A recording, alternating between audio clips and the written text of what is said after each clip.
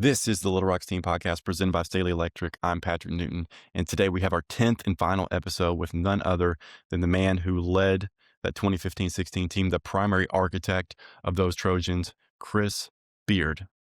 Now, Chris put together arguably the best men's basketball team in Sun Belt Conference history, and that year had one of the most impressive seasons from a first-year Division I head coach in the history of college basketball.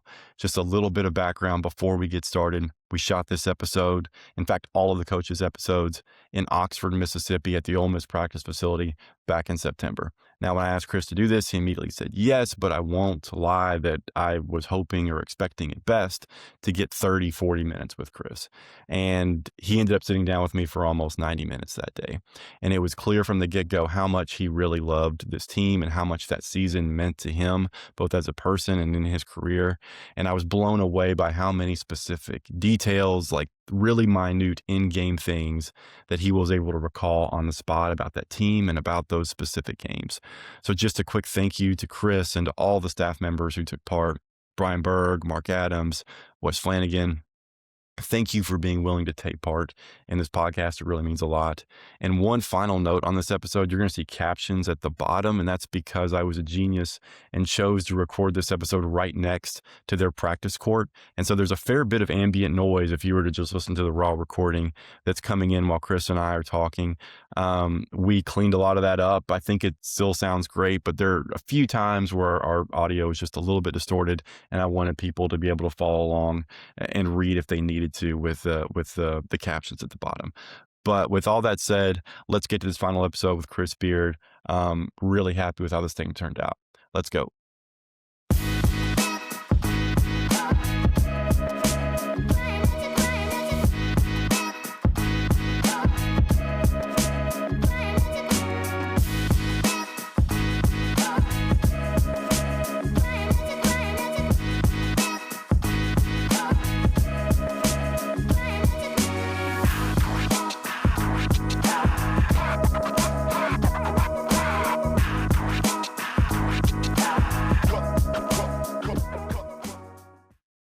Yeah. You ready to roll? Yeah. All right, Coach Beard, thank you so much for doing this. Really appreciate your time. It's a busy time of year for you, and it means a lot that you're sitting down to chat with us. Yeah, this is really cool. I spent a lot of time reflecting back on my coaching career. I'm kind of a what are we doing today kind of guy, but I'm not denying or running from this. Our Little Rock team was special. There's not a day that goes by and I don't think about those guys, that I don't brag on that team and those players with every team we coach currently at Ole Miss. For this team to be recognized now and starting to get some honors and things like that. So, no, I don't know if I've ever enjoyed a potential conversation like me and you are having more than this one right here, because that Little Rock team, when you coach long enough and you have good teams, you're going to be associated with different teams. It's hard to pick a favorite. You can't. But I know this, like if I'm associated with our Little Rock team, first sentence, first word, the rest of my career, I'll take it. Let's go back to, it's March 2015. So you just wrapped up your second season at Angelo State, and it was program record, 28 wins. Do you remember, that season ends, do you remember the first kind of inkling or conversation you had about the Little Rock job? Yeah, I remember it vividly. I was in a pretty good place in my life there mentally. I'd been a Division I assistant coach previously in my career at both North Texas and Texas Tech, 8 years with Coach Knight, 2 years with Pat. I'd come close to get some Division I jobs as an assistant, as an associate head coach at Texas Tech. Final interview, waiting for the call. Things didn't go my way, so I'd been close. Kind of had to reinvent myself. I had a really, really good job at Angelo State. I was working for a president that's still a close friend today, a good athletic director, and we were good. And I'd really kind of, at the first time in my coaching career, I was really kind of at peace with exactly what I wanted and exactly what the plan was. And that plan was to try to win a national championship at Angelo State. I had turned down a lot of Division I assistant jobs that you would scratch your head at. I told you which ones. But I was just really at a good place. The president of Angelo State, Brian May, is my friend who gave us advice that is kind of a pillar on how I still live my day to day. He said, there's no pathway to greatness in coaching, trying to get a D1 job, or in life. There's no guaranteed path. What you have to do is you have to make a decision, not look back, and then make your decision right by the way you execute day basis. So where I was mentally was, I had one goal in mind, and that was to win a national championship at Angelo State, which I thought could eventually lead me to my ultimate goal, being a Division I coach. We had finished a great season, heartbreaking last loss in the Sweet 16. Had our best player on the free throw line. Things didn't go our way. The season ended very, very abruptly. I don't remember the exact days, but I think it might have been a Saturday. We got the team back to San Angelo. We were on spring break. We told our players goodbye. Thank you. We love you. Great season. And the next day, we were literally taking a week off. I was at home that morning, and I had plans to take my 83 CJ5 Jeep, and I was going to go down to Concan, Texas, and float the Frio River with some friends of ours. And the Jeep was already gassed up and packed up. I left the apartment that morning, and I realized I didn't have my cell phone charger. And so I had a decision to either stop at a convenience store, a corner store, or I knew there was one in my office. And so I made the decision. And again, if any of these details go the other way, then I never coached at Little Rock. But I decided I'd go back to the office. It was spring break, so nobody was there. I illegally parked on the curb, which was a no-no at Angelo State, but nobody was there. I ran to the office to get my cell phone charger, and I glanced at my office computer. And I remember sitting there kind of like the devil and the angel. Should I check my email? I might get into reading stuff, and then I can't get out of here. I want to get to the river as quick as possible. But I decided just to check it, and I don't know why I was checking it, because I'm not a big email guy. Didn't have it on my phone, still don't have it on my phone. Don't even really have it, today. When I checked my email, I guess my ego was involved, because we had a couple really nice emails from fans and donors and people congratulating us on our season. That was fun to read. And then I noticed one email. It was from what appeared to be a search firm. And I opened it. When I opened it, it was basically a search firm that was asking my interest in potentially the head coaching job at Arkansas Little Rock. I really didn't know if it was a friend of mine playing a joke on me, because here I am, a Division II coach, or if it was legit. And so I old school printed it out of the printer, folded it up, put my khaki cargo shorts back in those days, got in my Jeep, and drove to Concan. 4 or 5 hours later, I met my friend Joe Golding, who's currently the head coach at UTEP. I told Joe the story, and Joe's like, "When you see the email?" So I pulled it out, no AC in the CJ5, so I was sweating pretty good. So I'll never forget the paper was kind of like sweaty, and kind of put it out. Joe's like, "Dude, you need to call this search firm back. I think that's a legitimate email." And I said, "I don't know. Thought somebody playing a trick on me." So long story as short as possible, from a payphone, I called Coach Eddie Fogler, who was running the search, and talked to his assistant, and basically said, yes, I would have some interest in the job. But I'll never forget, they said, "Well, we were wondering, because we sent you that email 2 days ago, and you're finally calling back." So that's how it all started, that email. And again, if I don't go back and get my cell phone charger, then you and I probably aren't talking today. And you, I assume, kind of joining conversations with the Fogler and eventually Chase Conk. And as you're kind of hearing about the job, what are you weighing? Like, what are you considering when it comes to taking a job like Little Rock? Yeah, I think above all, Chase Conk is the reason I took the job. I know he's the reason I got the job. He's a big reason that we're talking today about a 30-win championship team. I can't say enough about Chase, but his blueprint and trust over the deal. I mean, he was as good as AD I've ever worked for, and I've worked for some damn buildings, including here at Ole Miss. But I think, again, I was in a pretty good spot. I wasn't begging for a job. I wasn't even looking for a job, because I was excited about coming back to Angelo State, trying to win a national championship. So I almost had kind of an ignorant confidence about it, that I had nothing to lose. Certainly on the outside looking in, you look at the job, and you know that probably on paper I'm not the number one candidate, and I respect that. And I had some real players in Arkansas at that time that had ties to the school. And so here I am, I've been a head coach at junior college a couple of years, in Division II, 3 years. So I just went in kind of with some confidence. But once I got to know Chase, I remember telling my daughters at the time, I don't know if there's an AD in the country that would have big enough guts to give me this job, even though I know I can do the job. Very confident, but this would be a big hire to hire a Division II coach. But when I met Chase and understand who he was, and understand that his dad had been a great small college coach before he got a Division I job, I could kind of see a vision here where maybe I had a chance. And then with kind of that nothing to lose mode, I just told Chase exactly what I thought we could do at Little Rock.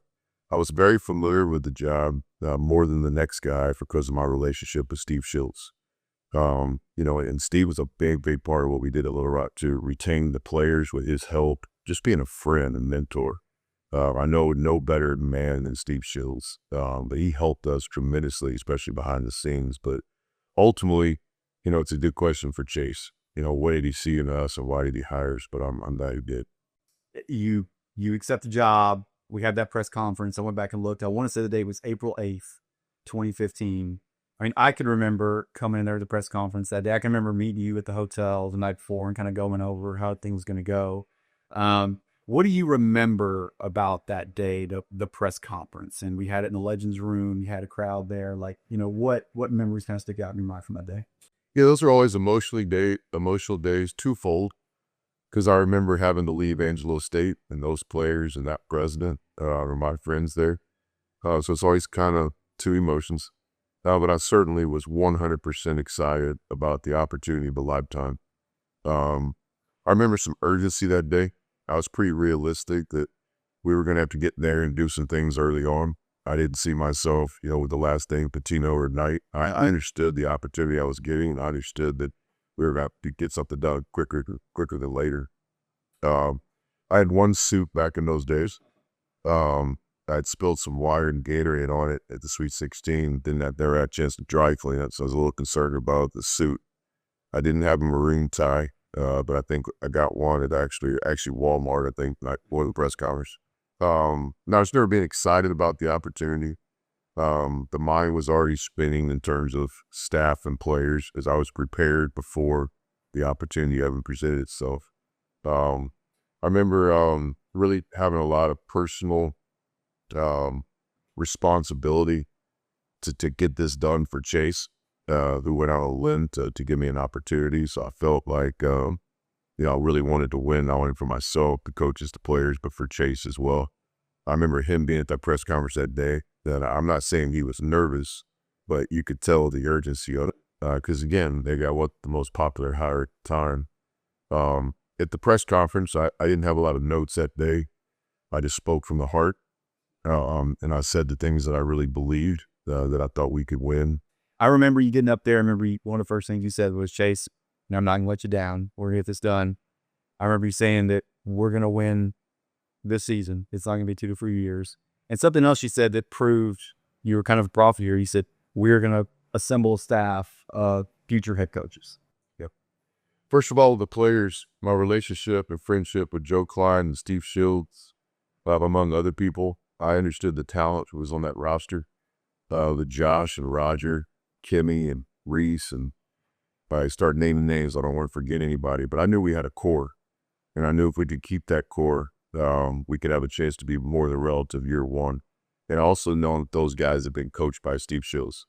So some confidence came there. And we were prepared. I knew we'd have an ability to get players because I knew it was a great job. Facilities, tradition, the city of Little Rock, capital city. We had a lot of things going for us. So I was confident that we could put a good team on the floor, starting with the returners. Staff-wise, I was prepared. Coach Knight always taught us, failing to prepare is preparing to fail. And I always knew exactly what I would do if given a Division I opportunity. So I already had some guys in mind. I think at the time of the press conference, I'd probably already hired Brian Berg. He was the first piece of the puzzle. But we were confident that day, a lot of urgency that day. I remember it very vividly. Berg and Flanagan, those are kind of your core staff guys. When you out and you're looking for a staff, are you looking for guys to fill certain roles, or you kind of hiring more in a comprehensive fit? You want people that can do a little bit of everything. Yeah, every job's different. Above all, our main assistant coaches, I'm looking for future head coaches. And I think I might have said that at the press conference that day. And I kept my word on that. You know, every guy on that staff, Wes, Brian, Adams, Ted Grass, all these guys have been. John Trilly, head coach now at Midwestern. And then Max LaFleur has been a head coach. He's a head coach in the NBA Summer League because he's currently an assistant coach with the Minnesota Timberwolves. But that staff is special. I knew it from day one. I think above all, we were looking for people that wanted to be in Little Rock and that understood we didn't see this as a mid-major opportunity. We saw this as a big-time job that we could get to the second weekend of the NCAA Tournament with, that we could win championships with. So all those guys, we shared one vision. We were all excited and 100% on board with our vision, even though it wasn't probable, even though people thought we were crazy. When we started saying what we wanted to do, we had a lot of belief in that coaching staff. Like, hey, we're here, you know, why not us? Then you go out and start building the roster. You go out and you find you have a decent group of returners. I think it was 7. You guys add 10 transfer portal. And it's guys like, you know, Jermaine Rudley, Daniel Green. You bring in Marcus Johnson, some guys that can fill different roles. Do you remember like the thought process of the types of guys you were trying to go out and find, or was it just kind of like that comprehensive bit and you're just looking for ball players? Absolutely, I remember. We were trying to find toughness. We were trying to find some guys that were all about work and that were all about winning. We were trying to find some guys that believed that we could do some things at Little Rock that, again, wasn't probable at the time, but it was more than possible with everything that we had at that school and the resources and the people. So many stories about those guys. Jermaine Rudley, how became the leading scorer, one of the leading scorers in Division I basketball the year before. When he hit the transfer, what is it called, the portal in those days, but No. forget how we got that information. But the first phone call we had with Jermaine Rudley was like at 9 a.m. on a Tuesday. And Jermaine Rudley had Big 12, SEC, ACC schools calling because of his points per game from the last year. And we just hit it off with Rudley. It was the first conversation I'll never forget. And we said, hey, we just want you to visit. We're begging you to visit. You know, we're not begging you to come here. You'll make that decision. We're begging you for an opportunity. And I'll never forget Rudley said, Coach, I'll visit. And so we actually got some paperwork done, and he was visiting that night. I'll never forget. It was the quickest conversation ever. And when he visited that night, we were downtown Little Rock. And I remember sitting there with Rudley night 2, and we were downtown Little Rock, and the bridge was right there, and the strip, the cash, and all the places to hang out. And we were there at that crawfish bowl. And I said, Rudley, you've been here for a day now. You've seen our facilities. You better coach your staff. You understand some of the talent we have coming back with Higgins and Roger and these guys. You know, I asked him one question. Why not us? You know, why can't we win here? And then Rudley was the one guy that just kept saying, you know, why us? And why not us? Why not us? And Rudley committed on the visit. Didn't take another visit. That bull to the east showed us before we ever earned it. It was a big part of our team. In a lot of ways, Jermaine Rudley was kind of the emotional and toughness leader of that team. He jumped on board early. He believed in the vision before anybody else could see it. And so that's one of many stories I could tell you about the recruits. And kind of once you guys sort of get into once you had the team assembled, you started to practice and kind of mold that team. At what point did you think you maybe had something special in terms of that group? Yeah, I think the early focus was just trying to get better day by day, trying to blend the returners into the newcomers. We had a lot of experience. We're an older team, only one freshman. That was actually a really, really good player. Went on to be an all-conference player. Younger arms, yeah. Went on to be one of the best players in the league when he was at Oral Roberts. He's a big part of our team too. But really our focus was just trying to get a little better every day. We didn't talk much to the players about anything other than just winning. And that one word, winning, is all we talked about. You know, we didn't define it. It was the first game, the third game. We didn't say tournament. We talked about winning. We talked about winning from day one. It was a special team. It was a great practice team. We were very competitive in practice because of our depth. We had great veteran leadership. Coach Adams and Bird and West did a great job on a day-to-day basis. We knew defense was going to be our identity because we knew we had enough offensive talent to score the ball. So we put the majority of our time as we built that team on defense, and give the players all the credit. They're the ones that bought in. We coached those guys hard. We were hard on those guys. And to me, it was the biggest form of love and expectations we could give them. And those guys brought it for us. It's one of the hardest playing teams I've ever coached. Yeah, it's something we were talking with Hayden's, and he was talking about just the way he coached him. And he said, he's like, there's this kind of idea that, I didn't like to be Coach Star. He said, I love to be Coach Star. He said, I craved that. I wanted that. And he said, whenever you guys got there, he felt like that was exactly what his game needed. Yeah, I appreciate Josh saying that. Josh Hagan's, he's a special guy. Best player kind of guy, but also really humble in the locker room. Could make fun of himself just as much as he could make fun of me or his teammates. Was a competitor. Could bounce back quickly from adversity. Grew a lot in our time with him, which is really hard to do when you're already really good. And it's your last year. Can you keep growing? And he did. Obviously a shot maker. But when I think of Josh, I don't think about the Purdue baskets. I just think about from day one all the way to the championship. And Josh was all in, and I'm forever grateful for him. Non-conference portion of the schedule.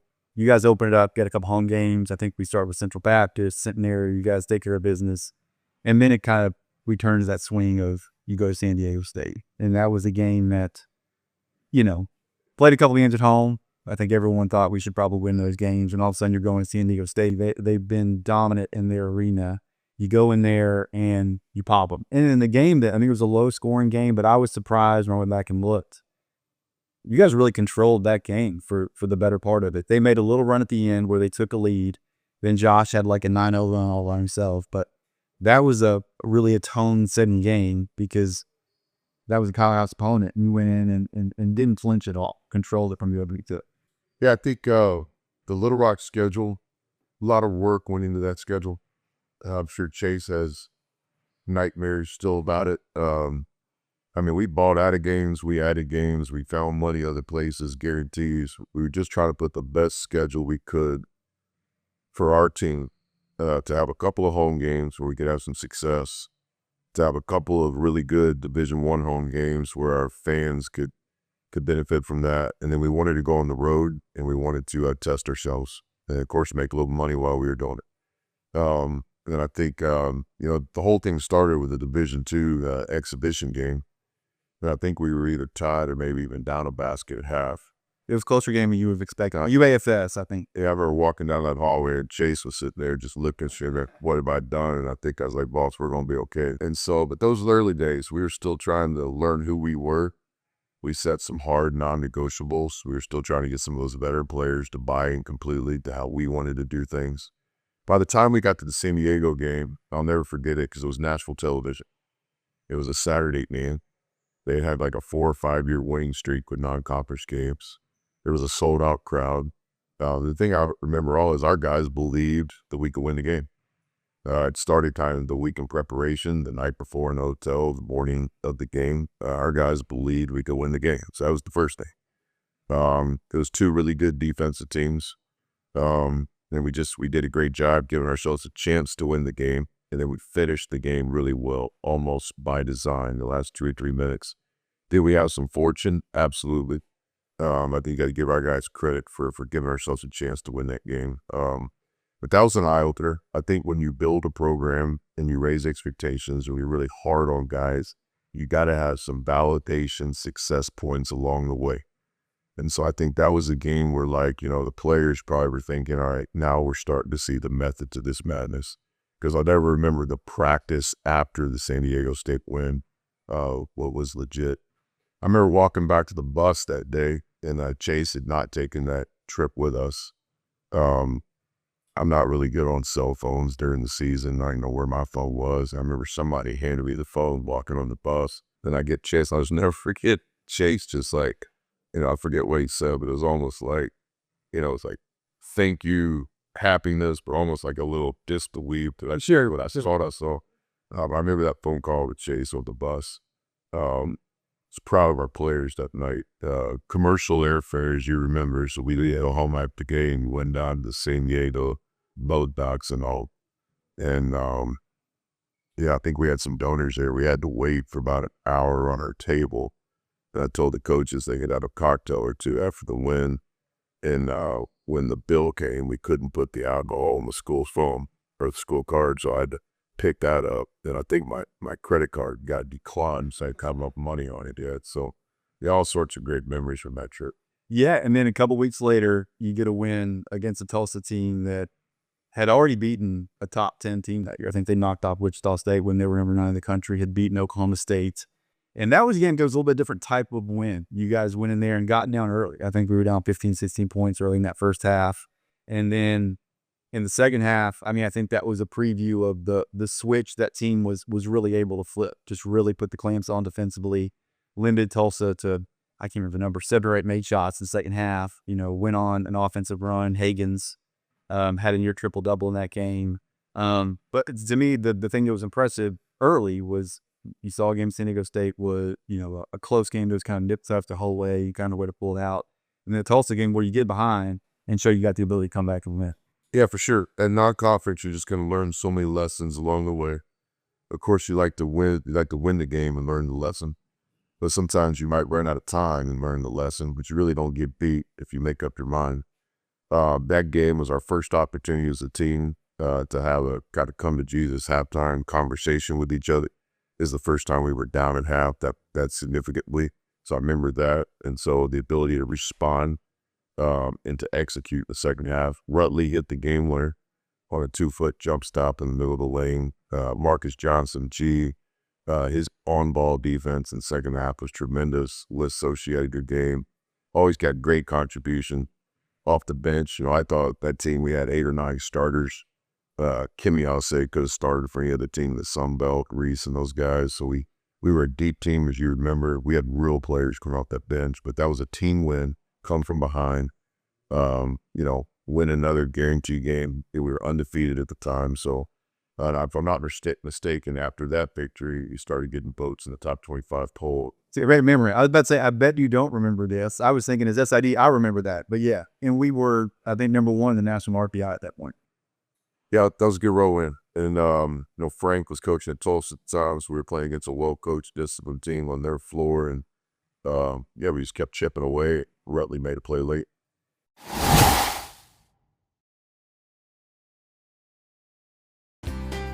At Staley Electric, we don't mind getting our hands dirty. That's just who we are. What started in R.E. Staley's garage in 1951 has grown to a 24-hour, 7-day-a-week residential, commercial, and industrial electrical company. From changing out a ceiling fan in your home to building a school in your community, Staley Electric will deliver the electrical solutions you expect and deserve. Visit our website at StaleyElectric.com. Then a couple weeks later, we go to DePaul, and that was, again, a different type of win. That was a game where really blew it open against a Big East team in the second half. That game was on Fox Sports 1. I don't know if you remember, nationally televised game. That was a big one. Played in that, it was like their smaller facility that was on campus, so that it was a good environment, a lot of students packed in there, and just, again, like a different type of win. Able to go in there and to kind of steal some of your terminology, kind of handle success. That it would have been easy to go in there and have a letdown game or to not play the best basketball, but it was on for you guys from the opening tip. Yeah, that game I'll never forget because it was we always told that team, don't play the scoreboard, play the game. I don't care if we're up 10 or down 8. Let's play each possession like it has a life of itself. And that's exactly what we did. That's one of our better 40-minute efforts of all of our teams over the years. Because we played really well from the tip all the way to the buzzer, really controlled that game, had no let-ups.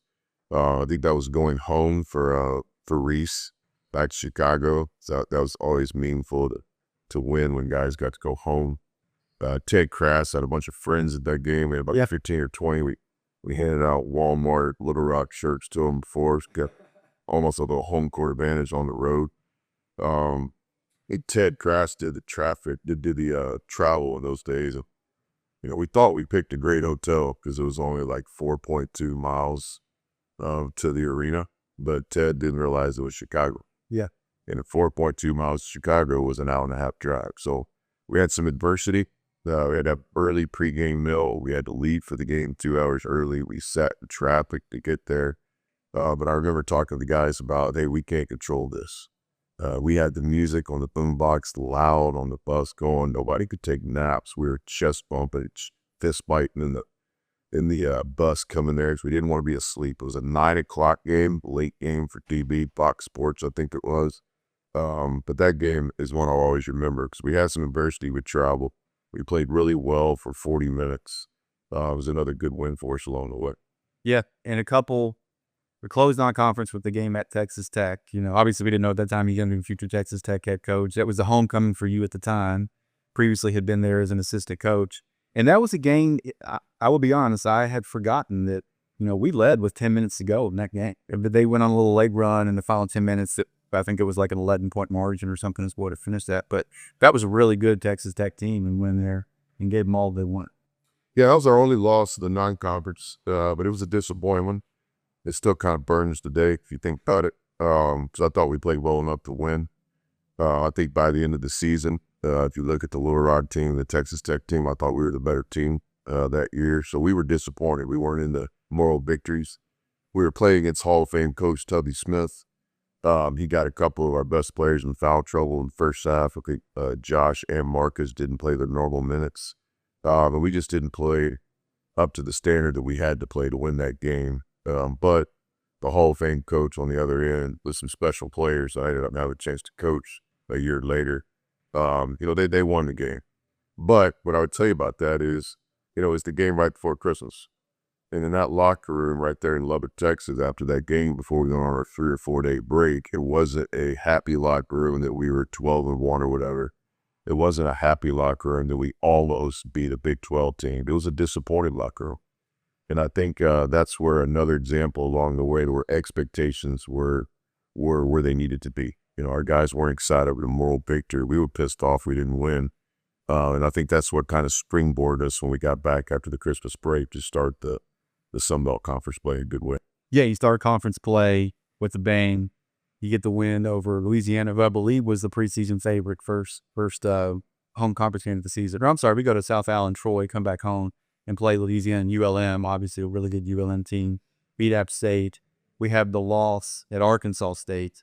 And then from there to me, after that loss at Arkansas State, it was almost like a switch was flipped offensively. I mean, you look at that team the rest of that conference season. I think a lot of people remember how good you guys were defensively that year because I think it was second in the nation scoring defense.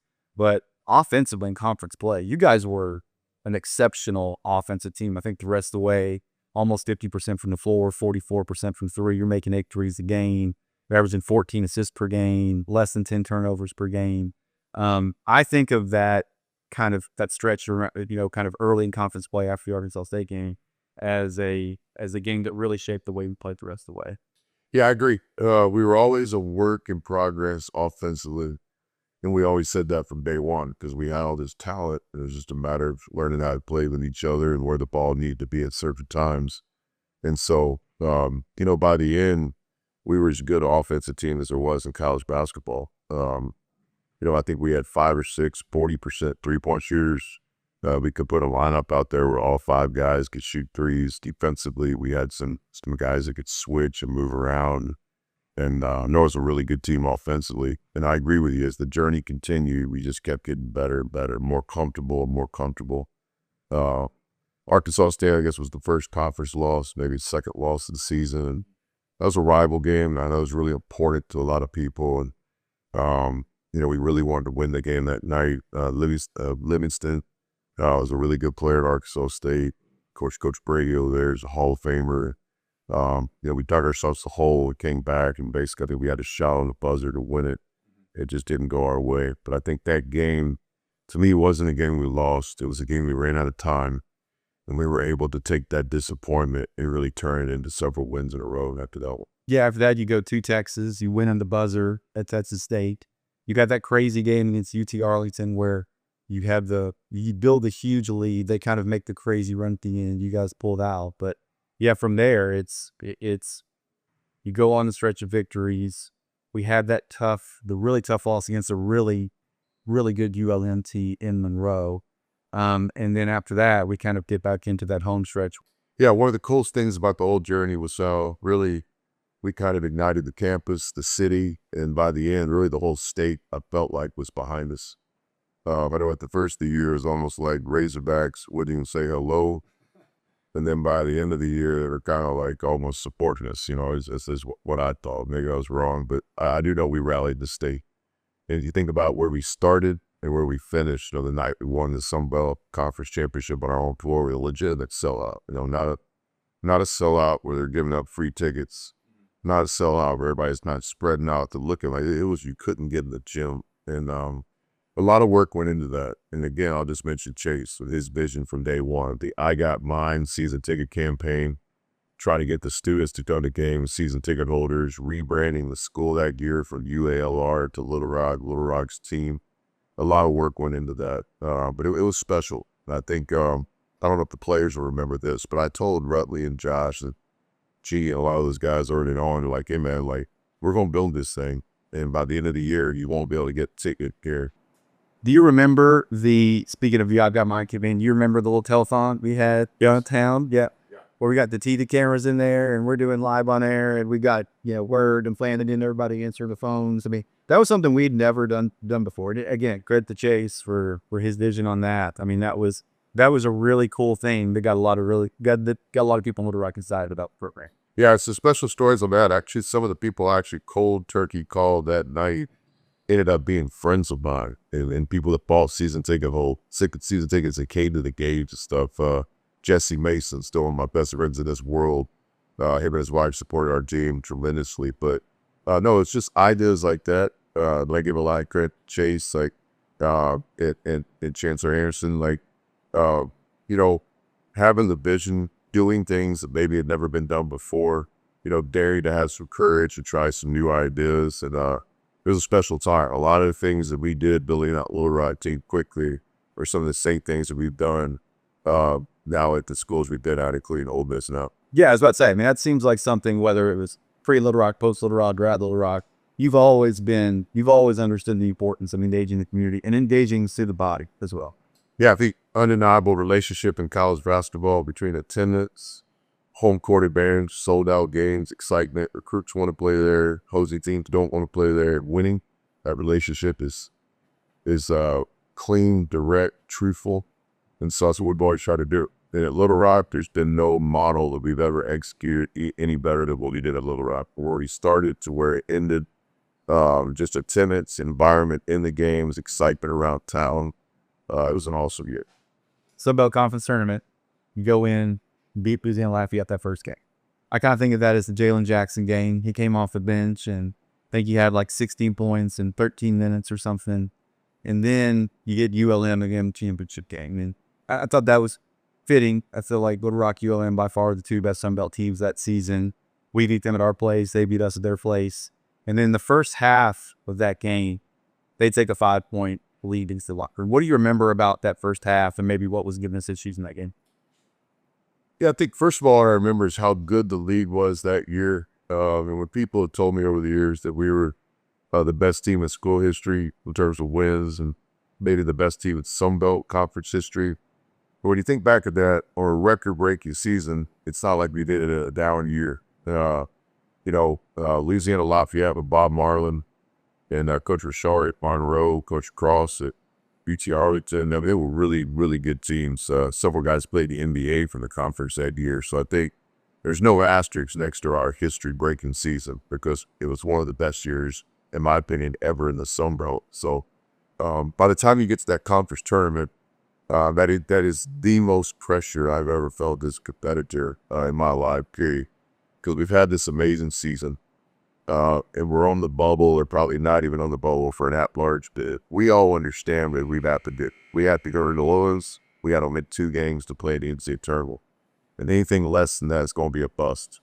And actually, the week before, we were trying to instill just confidence in our players that the moment wasn't going to be too stressful or too tense. So we actually told the players that it was the first year that they had the new rule, where even if things didn't go our way in New Orleans, we were going to get an at-large bid at NIT.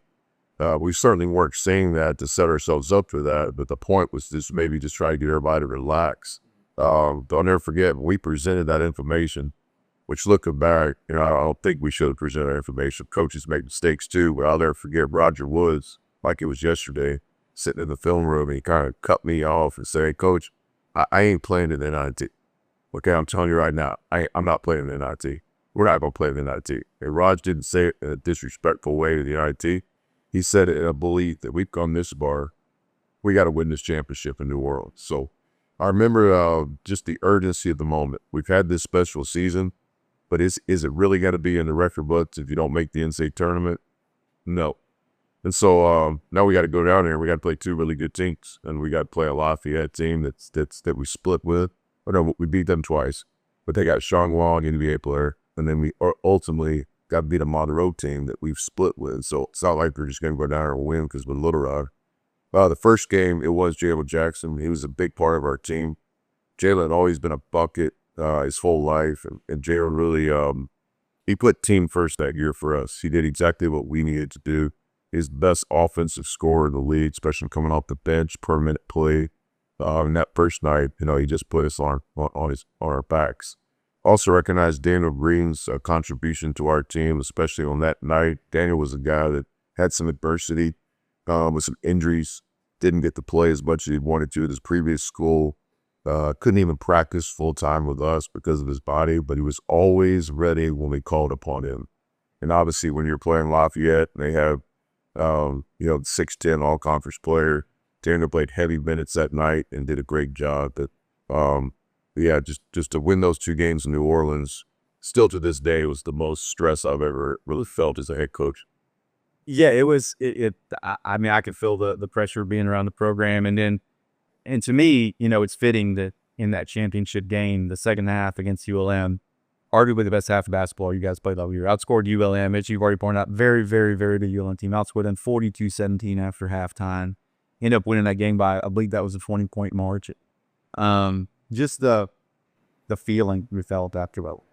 Well, we needed it. We needed complimentary basketball when we needed it most, and then we delivered. We knew our offense had to produce, and we knew our defense had to give our offense a chance. So arguably our best half of the whole season, defensively and offensively. We're coming off the floor at halftime and we're down. We had a very heated locker room, truth-telling situation. That was the night. I was just trying to motivate the team, and my whole career I've kind of hit the whiteboard from time to time. Normally the whiteboard is on the rollers. And my mistake, the whiteboard there in New Orleans was nailed to the wall. So popped that board and instantly, got kind of a lightheadedness. Like, I don't remember you were a kid and got hurt to do your hurt. So I broke my hand and I hit that board. Didn't want to tell players, no excuse, kind of toughness, street dog program. And I remember out there for the second half and thought about maybe drawing up a play to start the half, and I couldn't hold the dry erase pen with my hand. Actually, it worked out really good that I didn't draw a play because Agans just went up there and got a basket or something. Didn't think much about the hand until after the game when we were on the ladder, cut the net down. I remembered, again, I believe my hand's broken. But no, that second half response from our players, team basketball, complimentary offense, defense, when we needed it most. I mean, because anything but an NCAA tournament ticket for that team that year, we wouldn't be sitting here talking about it today. And how much time do you give yourself in a moment like that to actually feel the satisfaction? How long do you feel the satisfaction before it's like, all right, we've got to start thinking about the next game? We enjoyed that one for a little bit. I'm not going to give you the coach's speak that we got back on the bus and started thinking about Purdue. We didn't. We enjoyed that for a good 12 to 15 hours. We had the selection show Sunday right there in New Orleans. Yeah. Because I think we might have been the last game in the country. Yes, we at the arena. Yeah. I just remember seeing Chase and his wife after the game and feeling proud that we did our part. He gave us an opportunity, and I felt like we did our part. So we got the first time I could really say, hey, I returned the favor of you believing in me and us in this job. I remember some fans that had traveled from Little Rock to New Orleans. I remember the confetti and the trophy. Guys like Rutley crying like he's a baby, which I respect. I was crying too. I remember all the players on that team. Some of our red shirts had traveled down, Evan and Thomas Bransma. Just a lot of cool things about that championship. Then selection show Sunday, we get our bid, and then we got to get back on the bus. But no, those bus trips, I remember we stopped at the convenience store a couple hours down road, and all season long, it had always been like $10 limit or $8 limit. Man, I don't know. I probably need to thank the financial people at Little Rock. George Lee. Shout out to George Lee. Thank you, George Lee, because I remember going to that convenience store just telling the guys, man, get what you want to get. So it was like a mini corner store in the bus falling back to Little Rock. Purdue game. Obviously, we all know what happens, but the experience kind of going into that game. What was it like from a preparation standpoint? What was it just like from an emotional standpoint? A guy that it's spent his entire career kind of grinding for that moment. Yeah, I think the big thing is we believed we could be successful with German. To us, it really wasn't about the draw, even though the Purdue draw was probably one of the toughest one we could get. A lot of the size differential. But we didn't fear anybody because we just won 30 games. We were a good team. We weren't a good mid-major team. We were a good basketball team. And so, going back to some of our wins, the non-conference against NCAA tournament teams, I think we should have some belief that we prepared this week. If we can show up and play Little Rock basketball, we'll be competitive in this tournament. 80 minutes to Sweet 16. When we saw the draw was in Denver, I remember it was a big thing trying to get there a couple of days early. Yeah, and I remember having a conversation with Chase and this is what we need to do. We've got to get to Denver a day earlier than normal because we got to get these guys used to the altitude. And Chase and the Chancellor and George Lee, those guys supported that. And I think that we made plans to get there earlier than most NCAA tournaments get to a site. That allowed us to practice in the USA Basketball Academy there. And on the first day, I just ran. I ran until they couldn't run anymore. I was just watching guys almost kind of quit the running, and then I just basically set the tone like, we're going to get this out of our system. And so once the guys got used to the altitude and once we declared that we're not going to have any excuses with this game, the next day we were able to practice, prepare for Purdue. And, it was an epic college basketball game. And I would still say the same thing if we would have been on the other side of victory. I thought it was one of the better NCAA tournament games that I've ever seen in my basketball life. Yeah, it was unbelievable. Come down from, I think it was 14 down with 5 and change. Maybe it was 13 with 3 minutes, whatever the kind of best margin or wise margin was. Can't say I've seen many games like that. And, you and that team got to experience something in kind of the 24 to 36 hours after the game where you guys were the story of college basketball. That's something that, flashback a year forward, you're in the press conference. You're kind of making these proclamations that are making Chase a little nervous whenever you guys finish up. But what did it feel like? Was there any sense of you that kind of felt the emotion, that delivery? Yes. And I think to say anything less would be truthful. We were excited about the next opportunity at Iowa State, but to say that we didn't understand the reality we were in, that team always had a model, be us.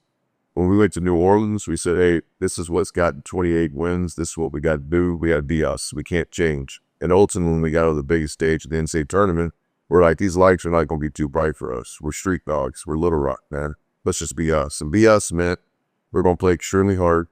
We're going to defend and take care of the ball. And we're going to smell the roses along the way. We're going to have fun. And we're not going to apologize for it. We're going to bring our music to free game shoot around. I don't care if the ESPN and the CBS guys are over there. They haven't shown us any love all year anyway. We're going to play our music. We're going to be us. I think with that Purdue game, the first thing is, we were in the game. Everybody remembers the end, but do you remember at halftime? The game should have been tied at half. We made a mistake in the last 10 seconds of the first half that got us down 2 points of half. I remember walking off the floor thinking, man, we cannot lose this game by 2 points. Because I think it was almost a coaching mistake. I could have controlled the end of the first half a lot better than I did. But just the fact that we were in the game for a long time. We played basically really good basketball for about, 30, 32 minutes. It got away from us a little bit. And then ultimately the last 4 minutes of the game, last 3:30 or so, last timeout coming out, we just had a really good timeout over there. But we're like, hey guys, here's our choices. We could pack it up right now. We could be one of those teams, made a tournament, and pat each other in the backs, or we can sit here and we can play this thing to the bone. We can see if we can't get this thing turned back our way and have no regrets the rest of our lives.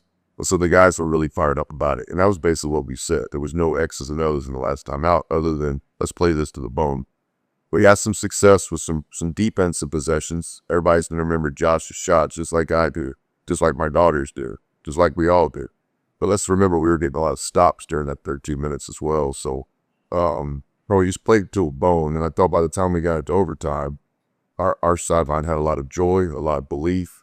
A lot of people that weren't even Little Rock people were now cheering for us. It was just one of those NCAA tournament kind of underdog moments when the momentum shifts. You talk about defensive stops. There's a huge one. I went back and watched that game recently, or at least the end of that game, and it's Kimmy Osei. I want to say Edwards was maybe the player's name. Purdue. They tried to ISO him. They got like a little ball screen up top, tried to ISO him on Kimmy. Great defensive play at the end of that first overtime. Of course, Kimmy gets the shot in that second overtime that ultimately quicks the game away. But that's a play that is so, I think, forgettable to most people, but so indicative of how strong you guys were defensively and how deep those contributions went. Yeah, Kimmy's play we actually still show today. Show your hands on defense. And winning time, we knew we weren't going to get a favorable whistle. We were just hoping to get a fair whistle. And so we spent a lot of time that last couple timeouts, including the overtime, to just saying we can't foul. We got to make them make shots. Let's don't give them free throws. And so Kimmy did a great job. Something we've done every day at shell drill for day one.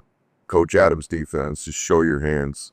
I know that play was big as well as a lot of other plays. Lis Shoshi's corner three. People don't know this. Lis didn't shoot threes in high school. He didn't shoot threes really in junior college. And he really didn't shoot a lot of threes for our team. But what he did is he shot them every night. And he stayed competitive. They stayed eager. And we always talked about, Lis might not be a green light shooter like Mo or like Kimmy or like G, but when the time is right, Lis will be ready to hit a big shot. And then that's that year, that season, our story has so many things that just came true. It's almost like a 30 for 30, but we always talk about Lis hit a big three at some point. And when we needed it most in that corner, right opposite our bench, that was a bit. Yeah, Lis was a really important player with that team. He's a guy that we haven't talked as much about, but defensively, he was an anchor inside. You said didn't shoot a lot of threes, but was capable of playing facing the basket. Could be a part of those kind of 5-out lineups that you guys knew would do it during the season, and was a guy that I can remember I don't know if you remember this, but like the kind of point we had in the game notes that so many media members loved was Lis only played in 2 organized basketball games in his life before coming to the U.S. He played at, I think it was Howard Junior College. Before Howard, 2 organized basketball games in his life. And that was a guy that, as good as he was at Little Rock, I think everyone knew that his basketball was in front of him. He had so much more upside to his game that he would just aim for game reps.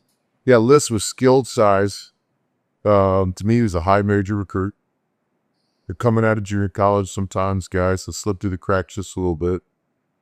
We did a great job recruiting Lis through relationships. At the end of the day, we were just blessed and fortunate that Lis saw something with us and trusted us. Lis is, of course, from Kosovo, and President Bill Clinton, getting back to the Little Rock story here, obviously has strong ties to Little Rock. In the recruiting process, when Lis took his official visit, when he learned that President Clinton was from Little Rock and the presidential library was being built at that time, it wasn't complete, that they being built, it just, Lis kind of lit up. It was like telling most recruits, hey, you could meet Derek Fisher or maybe Kobe Bryant come to practice, but Lis, he's all about President Clinton. So I went off on a limb here. I didn't think there was some kind of crazy promise, but what I promised Lis was, hey, if we win a championship and if we make the NCAA tournament, you'll have a chance to meet President Clinton. And when Lis heard that, he said, okay. And then shortly after, he came to Little Rock. I didn't think that was too brash that they got promised because, one, I think they picked us, near the end of the conference. We're not picked to win the league. Making the NCAA tournament is so hard that we got to win the tournament. So all these things have to go right. And in the back of my mind, I did know that President Clinton was a basketball fan of some sort because I remember Coach Richardson and the Arkansas teams and then always being at the game. So in my mind, kind of a split decision thought before I told Lis that I thought we could get that done. Now, months later, I got delivered on this promise. And so I remember the season was over and we were already, I think, maybe at UNLV then. And I remember that Kevin Crass, I have no better friend than Kevin Crass. He remembered the Lis story. He was all about it. And I got a text message or call from him one time and said, you still need to get Lis in front of President Clinton. And I was like, yes, I do. I've got to keep my word on that one. And he goes, I think we can get this done. And so President Clinton happened to be in Little Rock. Lis came by.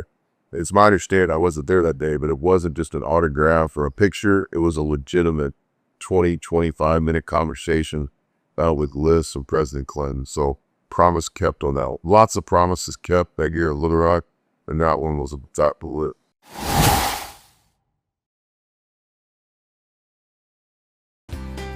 At Staley Electric, we don't mind getting our hands dirty. That's just who we are. What started in R.E. Staley's garage in 1951 has grown to a 24-hour, 7-day-a-week residential, commercial, and industrial electrical company.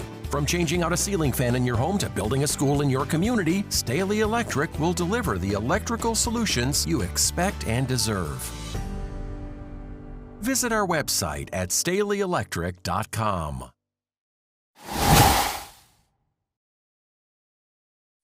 Well, I think just talking about how we grew the crowds that year and saw out those games and all, a big part of that was our student section. It was just awesome watching that student section grow all year long. Those last 4 or 5 games at home were like max capacity. In September of that year, before we started official practice, Chase had an idea that we were going to have a kind of beat the students deal. So our whole team stayed in town that Saturday. Our coaches and everything. We went out there that day. And only 3 kids showed up. And I won't say that in a negative way, Shakes, because when you build a program, you got to try things. And you got to keep trying things. You got to keep trying things. We do the same things here today at Ole Miss. But I remember being out there Saturday mornings. We were all stayed in town. We were throwing the football. There's literally 3 kids. And now fast forward 5 or 6 months later, on the night we won the conference championship at home in the student center, the student section now is packed. And I remember after the game, to cut the nets down home and all that, and some kid grabbed me and he said, hey, from front row at the student section. He said, hey, Coach, you remember me? We were throwing a football together this fall. And I was like, I do remember you. I remember kind of putting my arm around him and I looked up and I was like, man, look at all these students. Where were they that Saturday morning? C+ experience. So, but no, thinking about where we started and what we got it to was as an impressive build, as I'm moving forward. I'm going on the roster here. I'm going to say a player's name. You tell me the first thing that comes to mind. Roger Woods. Yeah, if I do the one word, I'll try to go quick. I love Roger, man. His dad believed in us before maybe Roger did. Roger was all that. Roger's, I thought one of the top 3 players in the league that year. He put us on his back in the conference tournament. Great guy, quiet, but got a demeanor. I just love Roger, man. He's a competitor. I wouldn't be sitting in this chair today if I had Coach Roger Woods. Jalen Jackson. Mentioned Jalen earlier. I think above all, man, Jalen was an unselfish guy for us. He was a bucket. He was aggressive. He was confident. Was a natural born scorer. He did everything we asked him to do that year, including coming off the bench, starting, and ultimately just explosive offense. Like, you literally put him in a game and score 8 points, before I could go grab a glass of Gatorade. Funny guy too, man. I enjoyed being around Jalen off the court as well. Dana Breen. Dana Breen, respecting, grown man, playing college basketball. Had a lot of adversity that year that no one knew about because we weren't a program that threw out excuses. But his body, he couldn't practice every day. He's coming back from a major injury that I believe he had at Wake Forest. Most guys probably wouldn't even continue to play basketball, but Daniel came and he played a great role. And to beat the teams that we had to beat that had interior size, including Purdue. Nobody remembers Daniel played 25 minutes against Purdue. Big part of our team. We don't win the championship without Daniel Green. Josh Akins. Honestly, buckets, personality. I think above all with Josh cared. Man, if you won a game, Josh cried after wins like he did after a defeat. He cared. He was all in. He was Little Rock. I mean, this is what I remember about Josh Haynes. And it wasn't, look at me. It was he meant that. Like, a lot of guys do that because it's cool. I mean, Josh was like so proud of Little Rock. He was always talking about when's Derek Fisher coming back. He was all things Little Rock. Josh lived where his feet were that year. Reese Hill. Good player. You know, on the team where Roger maybe got the all-conference every day in practice, Reese, one of our best players. Skilled size, great person, was never in a bad mood. All sorts of things about Reese, but when I think about the team, I don't think people really understand this, how good a player he was. He won us so many possessions over the course of the year, including that DePaul game that we talked about earlier. Jermaine Weller. That was the heart and soul of the whole thing to me. We talked street dogs that year, the difference between a street dog and a pet store dog. And Rutley was a dog. And look, Rutley's one of those guys that wasn't supposed to be there. Just like I kind of think I'm one of those guys that wasn't supposed to be there. Overcoming a lot of adversity, things that weren't his fault. And he just kept fighting. And above all, Rutley wanted to win. Above all. You know, Rutley had been a part of that team the year before. It was like 0-28 or something crazy. And you say, well, Coach, don't you recruit winners? Hey, that 0-28 scared me the first time I heard about Rutley. And then when I got to know Rutley, when he came on his visit, that guy was a winner. All he cared about was winning. And by the end of the year at the NCAA Tournament, his body had broken down on him a little bit. He wasn't playing his normal minutes. But go back and watch any of those games. And he had the most energy of anybody on our bench. That guy's old winner. Lis Shoshi. Skilled size, great person, composure, fun. The international guy that every great team has is just cool. Lis wasn't trying to be anybody he wasn't.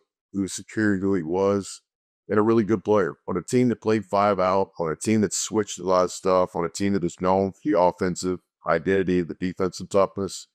I mean, Lis was our starter all year long. Marcus Johnson. Marcus Johnson was all in. Like myself, he's a junior college guy.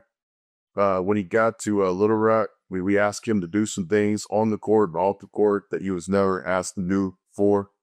And he played for a great junior college coach, Sweet Trimble. But just the discipline of playing Division I basketball, it was always kind of a question. Did G handle this? Not only did he handle it, he wanted it. True story about G. I went to eat with him one night at IHOP, right there on the road the school's at. Yeah, on University. And, G got a Little Rock tattoo before the season ever started. So while he's in. Or at least before the second semester started. And so you could talk about being all in, but when you ink something on your bike before we'd ever won a game, G was all in. It's walking the walk. Stetson Billings. Maybe the best human being I've ever coached. A guy that was talented enough to play 25 minutes or maybe any other team in our league because of our depth and because of some of the ways that we set up the team. Stetson was the guy that every time we called upon him, he was ready. And on the nights we didn't call upon him, he was the best teammate in the locker room after the game. Unselfish, winner. I don't know if Stetson will remember this, but I said often, Stetson, basketball doesn't define me. You just happen to be really good at this game. You're the heart and soul of this team in a lot of ways with your unselfishness. But he's just a winner. Oh, eyes. Mo, a lot of adversity that year. People don't remember that he got hurt a couple times. Actually didn't even play in the NCAA tournament right, other than a couple of minutes. Got hurt in warm-ups. Still don't quite understand how that happened. Josh Haynes and I kind of laugh about that from time to time. Look, Mo was maybe the best shooter in college basketball that year for the forward spot, 6'9". 49% for all in some but what? Mo was a prepared guy. We have notebooks in our team where guys take notes and stuff. And I saw Mo's notebook one time. It was that thick. It was better than my notebook. Like, I actually think that I asked Mo to photocopy every note he made on the season from day one to the night after the Iowa State game. He was prepared. He was intelligent, skilled basketball player. I'm not going to keep saying this about all these guys, but just a good dude. I mean, like a guy I would like to vacation with someday. It's like just a good person. Ben Marcus. Tough dude. You look at a championship team, anybody can see the best player. I want to know about the walk-ons. I want to know about the guys that might not get in on game day. What are they like? And that's what our team had with guys like Evan and Bransma and Ben. athlete, good basketball player, was never in a bad mood, did exactly what we told him to do every day in practice. Really smart guy, too. I think he might have been the best academic student on the team for Elizabeth State. Math, maybe he's teacher now. There you go. There you go. And so, no, just a good person and a good basketball player. Like, really, really helped us every day in practice to prepare for the opponents. Kimmy Ose. Love Kimmy. Bucket. Maybe the most talented player we had on paper in terms of like his rankings in high school. Had a major injury when Coach Shields had him at Little Rock. One of those guys that you didn't know if he's going to come back or not. But not only did he come back, he came back and kind of changed his game when his athleticism changed with the injury and just became a really good skilled basketball player. Was a bucket. His 3-point shot in front of our bench against the Purdue game. Think about it all the time. Kimmy, again, just another one of those guys that's a starter on any other team in the league. But because of his buy-in, his unselfishness, allowed us to have the journey that we had. And the woman. Shooter, jokester, Funny guy. about as athletic as me. Really could shoot. Was a locker room guy. Good basketball player. I think our plan that year had been to redshirting. They definitely try to play in the next year. Always in a good mood. Always a guy that was kind of in the action, but not a yes man. Would compete and hold his own, start a fight from time to time in practice, and that's what all championship teams need. The young fella, Bray Burns. Special guy. And we knew we had. We recruited him to play. He was good enough. Max made the final eval that year, and then the eval was dead on. Drake gets the Little Rock. Yeah, we've got Hagens, and we've got G, and we've got Kimmy. And we played him. We tried to play him a little bit. We trusted him. He played in some big moments, some big games, if you go back and look at it. But we all knew what we had. We all knew that the young fellow was going to be a special player, and he ended up being just that, an all-conference player at Oral Roberts. But his unselfishness, checking the ego, not worrying about the minutes played per game, and just enjoying the ride of being on that team, he was a big part of our team. Coach, I'm going to let you get out here on this one. If I see you, we're here with this 10 years from now, 20-year anniversary, and I ask you, what do you remember about this team that made the special? What's your answer going to be? The unselfishness, the buy-in, the expectations in our locker room that were completely different than outside the locker room. Like, you could ask our AD, did he think we were going to win the championship? Did he think we were going to beat Purdue? I don't know. But I know everybody in that locker room thought we were and thought we could. That team believed. That team really did have a street dog mentality. That team just had an expectation for us that other people didn't have. And then ultimately just a really good basketball team too. Skilled offensively, they could shoot. They didn't turn the ball over much, and we played defense. That team made history. Still have some regrets on that Iowa State final game, because in my mind we were good enough to win that game too. It just wasn't our night. I hope that 10 years from now too, I could have a lot more personal stories, because my life hadn't slowed down 1 minute since that Iowa State game. And I'm looking forward to sooner than later that team getting back together with reunions. I've seen most of the guys in individual settings over the years, but I can't wait till we're all in the same room together. So hopefully in 10 years when I see you, that's taking place several times. Coach, I'm going to say it again, say it at the top, but thank you so much for doing this.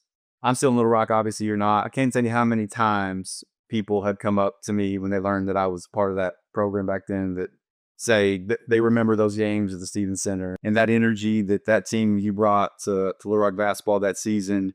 People still remember it. It means a lot. I know the fans appreciate it. So I'm speaking on behalf of the fans. I know they really appreciate you doing this. Appreciate it both. Thanks, Coach. Wait, that was awesome.